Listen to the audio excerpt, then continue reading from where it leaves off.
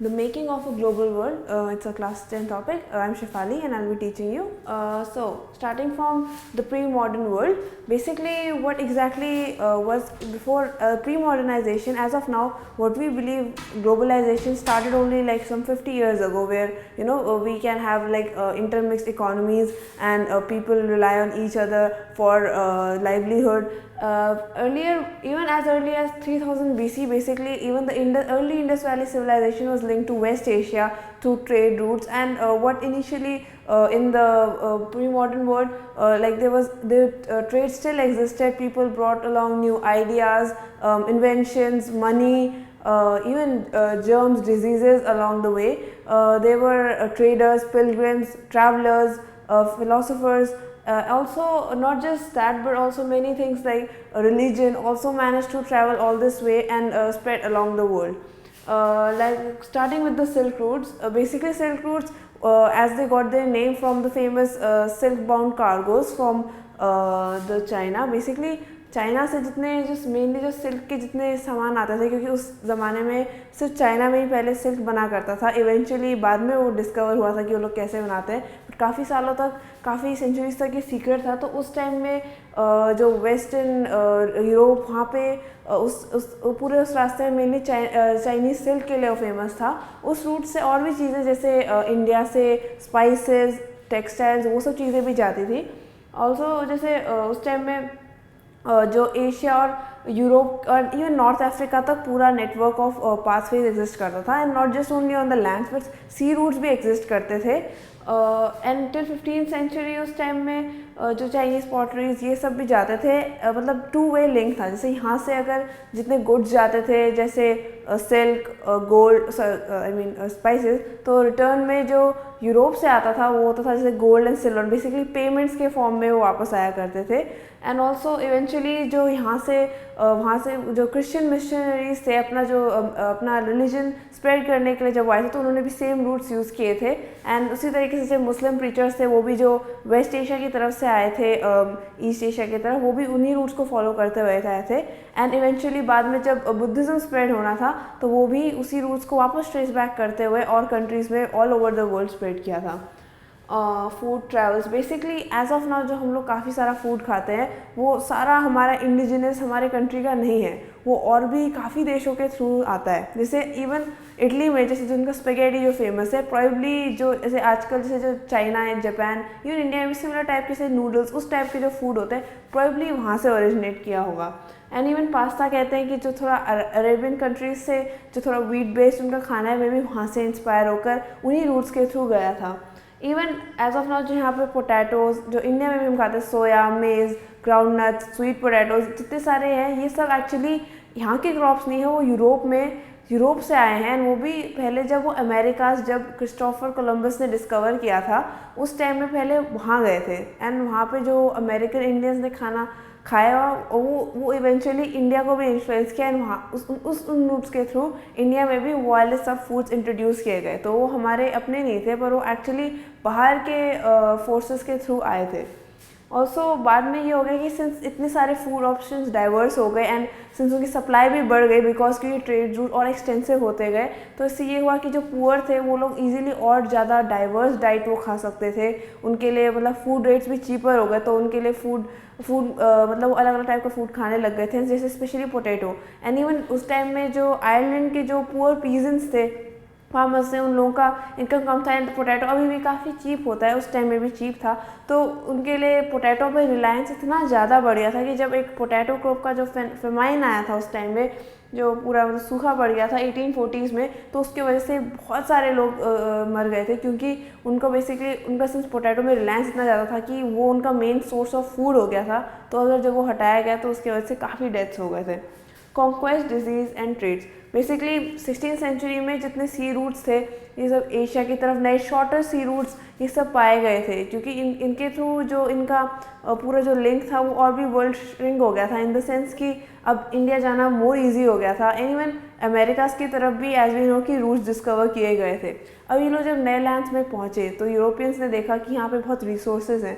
जैसे specially even south America में भी, जैसे पेरू एंड मेक्सिको में गोल्ड एंड सिल्वर इन सब के माइंस बहुत जाते थे. And they really wanted to exploit that. तो उन लोगों ने ऑब्वियसली उनको अपना कॉलोनी बनाने की बहुत कोशिश की एंड उनका वही प्लान था कि उनको वो रूल कर सके। तो मोर देन एनीथिंग कि रादर देन वॉरफेयर या फिर बहुत सुपीरियर टेक्नोलॉजी यूज़ करने के बदले एक्चुअली क्या हुआ कि उनका काम सारा जर्म्स के वजह से हो गया। अब since Americas millions of years से बचे हुए रेस्ट ऑफ द वर्ल्ड से आइसोलेटेड थे एज वी नो, तो उसमें क्या हुआ कि उनके पास वो इम्यूनिटी नहीं थी डिजीज़ के अगेंस्ट। जैसे नॉर्मली जो डिजीज़ जो लोगों को होती है तो उसके अगेंस्ट धीरे धीरे इम्यूनिटी सिस्टम ऑन रफली बन ही जाता है, बट उनके केस में वो बिल्कुल एक्सपोज नहीं थे उन डिजीज से, तो ऑब्वियसली उनका इम्यूनिटी सिस्टम बिल्कुल प्रिपेयर्ड नहीं था। तो जितने स्मॉल पॉक्स के स्पेशली जो जर्म्स लाए थे ये लोग वो एक्चुअली बहुत जल्दी अमेरिकाज में, साउथ अमेरिकाज में, उन जगह में, उन कम्युनिटी के बीच में बहुत जल्दी बिल्कुल मतलब जैसे फॉरेस्ट फायर की तरह उस तरीके से बहुत जल्दी स्प्रेड हो गए थे। तो उसके थ्रू इन लोगों को गन्स की भी यूज़ करने की ज़रूरत नहीं पड़ी। मतलब गन्स उस टाइम की वॉरफेयर टेक्नोलॉजी उनके अगेंस्ट यूज़ भी की जा सकती थी, उनके अगेंस्ट डिफेंड कर सकते थे वहाँ के लोग, बट जर्म्स के जिनके लिए उनके अगेंस्ट कोई इम्यूनिटी नहीं था उनके लिए उनके डिफेंड करना इम्पॉसिबल था। एंड इस वे इनको ज़्यादा एफर्ट भी नहीं करना पड़ा कि वो आराम से उन एरियाज़ को कंकर कर पाए थे। ऑल्सो उस टाइम में क्या हुआ था कि अब यूरोप में काफ़ी सारे जैसे लिविंग कंडीशंस उतने अच्छे नहीं थे, सिटीज़ क्राउडेड थी एंड वहाँ पे जैसे लोकल में भी रिलीजियस कॉन्फ्लिक्ट्स बहुत होते थे कि उनके रिलीजियस आइडियाज़ क्लैश होते थे एंड जो वो नहीं मानते थे तो अगर कोई पावर में होगा तो वो उनको जैसे पनिश कर देता था एंड ऐसे बहुत इश्यूज़ चल रहे थे। तो इन सब के बीच में जो ये सब ट्रेड रूट्स इनके थ्रू इन लोगों को यूरोपियंस को नया जिनको यहाँ से मतलब इन चीज़ों से एस्केप करने का मन था तो उनके लिए बहुत अच्छा रूट बन गया था कि वो बाहर जाकर माइग्रेट करके सेटल होके अपना मतलब बिजनेस या ट्रेड कर सकते थे। And eventually by 18th century Africa में कॉटन, शुगर इन सब का भी कल्टीवेशन शुरू हो गया था जो ऑब्वियसली इनके यूरोपियन के यूज़ के लिए एंड मतलब जाना था। एंड उस टाइम तक 18th सेंचुरी तक इंडिया एंड चाइना दोनों सबसे रिचेस्ट कंट्रीज हुआ करती थी वर्ल्ड की, बट एज यू नो कि 15th सेंचुरी तक चाइना कम्प्लीटली आइसोलेशन में चला गया था, वो क्लोज्ड ऑफ हो गया था, उन्होंने और कंट्रीज से सारे लिंक्स बंद कर दिए थे। तो जितने उस टाइम फिर इवेंचुअली धीरे धीरे ऐसे ऐसे कर करके क्योंकि ट्रेड उनका सारा कॉन्सेंट्रेट वहाँ होने लगा, वो और जगह से इम्पोर्ट एक्सपोर्ट बहुत कर रहे थे, तो Europe became the centre for the world trade. 19th century 1815 to 1914। अब क्या हुआ कि बेसिक दो कंपोनेंट्स उस टाइम की वर्ल्ड इकोनॉमी जो इस्टेब्लिश धीरे धीरे होने लगी थी वो था flow of trade and flow of labour. Flow of trade as we know जो इन रूट्स के थ्रू इन सब के थ्रू इस्टेब्लिश जो किया जाता है, एंड फ्लो ऑफ लेबर भी जो और कंट्रीज से यहाँ या फिर दूसरे साइड मतलब वो उसको रेफर करता है। वर्ल्ड इकोनॉमी बेसिकली उसका जो best example is issue of food जो उस टाइम में ब्रिटेन में बहुत ज़्यादा था। बेसिकली उस टाइम में जो यूरोप में ये था कि जो फूड मतलब सेल्फ सब्सिस्टेंस वाला मतलब जो अपना self sufficiency is actually not a good idea. उस टाइम में self sufficiency of in terms of food वो बहुत ही मतलब दैट इज़ कि अपने लिए खुद मतलब प्रोवाइड कर पाना फूड, वो बहुत ही बड़ा इशू था and that did not equal to good living conditions. ऐसा क्यों था? अब एक्चुअली पहले उस टाइम तक पहले ब्रिटेन में कॉर्न लॉज हुआ करते थे। कॉर्न लॉज के थ्रू बेसिकली ये था कि ब्रिटेन ने काफ़ी हद तक और कंट्रीज से एग्रीकल्चर इंपोर्ट्स को रिस्ट्रिक्ट कर रखा था। रिस्ट्रिक्ट मेनली इसलिए किया था क्योंकि उनको लगा था कि और जगह से मतलब इंपोर्ट्स अगर आएंगे ब्रिटेन में तो देल बी चीपर एंड ये होगा कि जो हमारी डोमेस्टिक इंडस्ट्री होगी, फूड इंडस्ट्री होगी, वो बहुत इफेक्ट हो जाएगी। एंड सिंस वो इफेक्ट हो जाएगी तो बेसिकली इसका इम्प्लीकेशन सिंपली ये था कि सिंस ऑब्वियसली लो प्राइस होंगे तो लोग इंपोर्ट्स की तरफ जाएंगे एंड उनकी एग्रीकल्चर इंडस्ट्री कोलैप्स हो जाएगी। बट सिंस इंडस्ट्रियलाइजेशन हुआ, लोग अर्बन सिटीज़ की तरफ मूव करने लग गए, पॉपुलेशन इंक्रीज़ हुआ, डिमांड इंक्रीज़ हुई फूड के लिए, एंड सिंस उनके भी इनकम इंक्रीज़ हो रही थी तो उनका डिमांड फॉर एग्रीकल्चर बढ़ता गया। तो इवेंचुअली सब लोगों ने प्रोटेस्ट करके बाय लेट 18th सेंचुरी उन्होंने कॉर्न लॉज एबॉलिश कर दिए थे, जिससे अब क्या हुआ कि अब इंपोर्ट्स और कंट्रीज से जो चीपर इंपोर्ट्स थे वो आ सकते थे। अब इससे ये हुआ कि लोग और ज़्यादा ग्रेविटेट होने लग गए यूजिंग दोज मतलब बाहर का मोस्टली खाने के लिए, एंड ये होने लगा कि इनका जो खुद का इंडस्ट्री था वो बिल्कुल कम होता गया एंड उल्टा डिमांड बाहर से इंपोर्टेड वाले एग्रीकल्चर की ज़्यादा बढ़ती गई। तो इसके थ्रू मेन चीज़ जो ये हुई थी कि जो इन लोगों को अपना ट्रेड है वो मेक श्योर करने लगा कि और लैंड में इस्टेब्लिश कर पाए। तो जैसे अमेरिका, ऑस्ट्रेलिया ऐसी जगहों में मतलब लैंड्स इन्होंने बहुत सारे क्लियर करवाए जिससे एग्रीकल्चर कल्टिवेशन के लिए उनके पास और लैंड हो, जो बेसिकली उनकी पॉपुलेशन जिसकी एग्रीकल्चरल और मतलब डिमांड्स जो बढ़ रही थी उसको फीड करने के लिए उन्होंने बेसिकली बहुत सारे मेजर्स लिए। जैसे उन्होंने जो और भी ज़्यादा ट्रेन्स और मतलब उस टाइप के ट्रांसपोर्ट फैसिलिटीज़, ट्रेड लिंक्स, वो सब उन्होंने उस एरियाज़ की तरफ इंक्रीज़ किए, जिससे वो मतलब अपने एग्रीकल्चर को फीड कर सकें। जैसे even in the case of से पंजाब, उस वाले केस में भी सेम जैसे यही हुआ था कि जो पूरा एरिया था उसमें कनाल्स एंड उसके रेलवे लिंक्स इंडिया में इसलिए ही बनाए गए थे जिससे उनका अगेन एग्रीकल्चर वाला एरिया ज़्यादा फीड हुआ एंड वहाँ पे इंकरेज किया गया था कि लोग सेटल हुए और ज़्यादा अपना एग्रीकल्चर एक्सपेंड करें। मेनली इसी तरीके से ऑस्ट्रेलिया और उनकी कॉलोनीज में भी किया गया था जिससे वो अपने एग्रीकल्चर नीड्स को फुलफ़िल कर सकें। रोल ऑफ टेक्नोलॉजी, बेसिकली इसमें क्या है, जैसे जो टेक्नोलॉजी थी, अब जैसे डिमांड्स बढ़ते गए, जैसे एफिशिएंसी ऑफ ट्रेड की और ज़्यादा ज़रूरत पड़ने लग गई और इन लोगों को जैसे इनको अपना ट्रांसपोर्ट सिस्टम एफिशिएंट बनाना था जिससे ज़्यादा सामान जल्दी ले जा सके, मोर एफिशिएंसी वाज रिक्वायर्ड। और इन लोगों को जैसे नए स्टोरिंग टेक्नोलॉजी या फिर इवन और किसी भी तरीके से जैसे इरिगेशन या फिर कोई कल्टीवेशन का या प्रोडक्शन कैसे ज़्यादा एफिशिएंट करने के लिए, ज़्यादा सामान कम प्राइजेस में, वैसा उनको बनाने के लिए ऑब्वियसली सिंस डिमांड्स बढ़ती गई इंडस्ट्रियलाइजेशन की भी, तो टेक्नोलॉजी में भी ऑटोमेटिकली इनोवेशंस एंड नए डेवलपमेंट्स आते गए टू मीट दोज डिमांड्स। अब trade of meat is one of the best examples to do display की कैसे टेक्नोलॉजी इंप्रूव हुआ। इवेंचुअली शुरू में क्या होता था कि जो मीट सिंस यूरोप में उतना ज़्यादा अवेलेबल नहीं था तो मोस्टली वो इम्पोर्टेड होता था। अब क्या होता था कि वो जैसे शिप्स में इन सब में एनिमल्स को लाया करते थे, तो जो एनिमल्स होते थे ऑब्वियसली इतनी आर्डियस लंबी जर्नी में वो बेचारे मतलब जैसे मर जाते थे या फिर उनका मीट कम हो जाता था because obviously not good conditions and कुछ का जैसे जिसकी क्वालिटी डिग्रेड हो जाती थी एंड सो ऑन।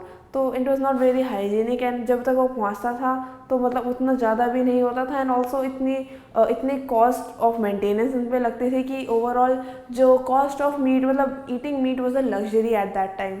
उस समय मतलब इट वॉज समथिंग कि जो बहुत ही कम लोगों को प्रिविलेज होता था लेने के लिए, तो यूरोप में उतने लोग खाते नहीं थे मीट। बट इवेंचुअली अब जैसे जब फ्रोज़न मीट टेक्नोलॉजी जब ये लोग इंट्रोड्यूस किया कि ये लोग जैसे जो न्यूजीलैंड ऑस्ट्रेलिया से जो इनका मीट होता था तो what they used to do is कि वो उन लोगों को जो मीट प्रोड्यूस करके उसके बाद मतलब इंस्टेड ऑफ स्लॉटरिंग जो यूरोप में कि लाइव एनिमल्स को लाएं और वो यूरोप में जाके स्लॉटर करके तब दें, उसके बदले क्या करते थे कि जहाँ से लोग शिप कर रहे हैं जो न्यूजीलैंड ऑस्ट्रेलिया उन वाले एरियाज़ में, तो ऑलरेडी वहाँ पे उनको स्लॉटर करके मीट प्रिपेयर करके उसको फ्रीज़ करके स्टोर कर सकते थे। इससे क्या हुआ कि वो ज़्यादा और भी ज़्यादा मीट ला सकते थे एंड ऑल्सो ये होता कि क्वालिटी उसकी डिग्रेड नहीं होती थी एंड तो इसीलिए उसका सेंस इतना प्रोक्योरमेंट इतना इजी हो गया कि इजीली अवेलेबल हो गया। और ये होने लगा कि लोगों को मतलब इजीली मीट मिल सकता, तो ऑब्वियसली जब प्रोडक्शन का जो कॉस्ट है वो कम हो गया है तो इससे यही हुआ कि इसका प्राइस भी कम होने लगा। तो इससे और ज़्यादा लोग and even may be a bit more poor people वो लोग भी इसको अफोर्ड करने लग गए एंड एज मैंशनड अर्लियर जैसे फूड जब चेंजेस आता है तो ऑब्वियसली लोगों का डाइट और डाइवर्स हो जाता है। Also let 19th century colonialism, अब क्या होने लगा कि सिंस जैसे स्पेशली यूरोपियन पावर्स ने अफ्रीका की तरफ देखना शुरू किया क्योंकि वहाँ पे इतने रिसोर्सेज थे, इतना ज़्यादा लैंड था एंड इवन लेबर के अपॉर्चुनिटीज़ बहुत ज़्यादा थे, तो इनसे बेसिकली मतलब जैसे सब यूरोपियन पावर्स वहाँ पे क्लैश करने लग गए जिससे to get their own lands and इससे the only thing it happens is कि यूजुअली जो वहाँ के ओरिजिनल रहने वाले इनहेबिटेंट्स हैं उन लोगों का लॉस ऑफ लाइवलीहुड होता है। Basically they lose their incomes, previous income, जो उनकी जिस तरीके से वो स्टाइल ऑफ लिविंग वो रहते हैं वो सब चीज़ें बहुत चली जाती हैं। जैसे इस वाले केस में क्या होता है कि बाय 1885 इन्होंने अफ्रीका को डिवाइड करना शुरू कर दिया था। अगर हम अभी अफ्रीका का मैप देखेंगे तो काफ़ी जगहों में मतलब बिल्कुल एक्यूरेट स्ट्रेट लाइंस दिखती है। वो इसलिए क्योंकि जितनी यूरोपियन पावर्स उन लोगों ने 1885 में मिलकर बर्लिन में डिसाइड किया था कि किसको कितना पार्ट मिलेगा। उस टाइम में सबके कॉलोनियल एम्बिशंस बहुत ज़्यादा थे, जैसे जो इंग्लैंड फ्रांस जो ट्रेडिशनल पावर्स थे उन लोगों ने और भी ज़्यादा कंट्रीज एनेक्स करने शुरू कर दिए थे एंड इसी बीच में इवन बेल्जियम एंड अमेरिकाज जो मतलब अलग रिसेंटली ही अलग से फॉर्म हुआ था, तो उन लोगों ने भी अपना मतलब टेरिटरीज मार्क करने शुरू कर दिए थे अफ्रीका में इन टर्म्स ऑफ मतलब for to get the resources and all. Also उस टाइम में as we move on to render press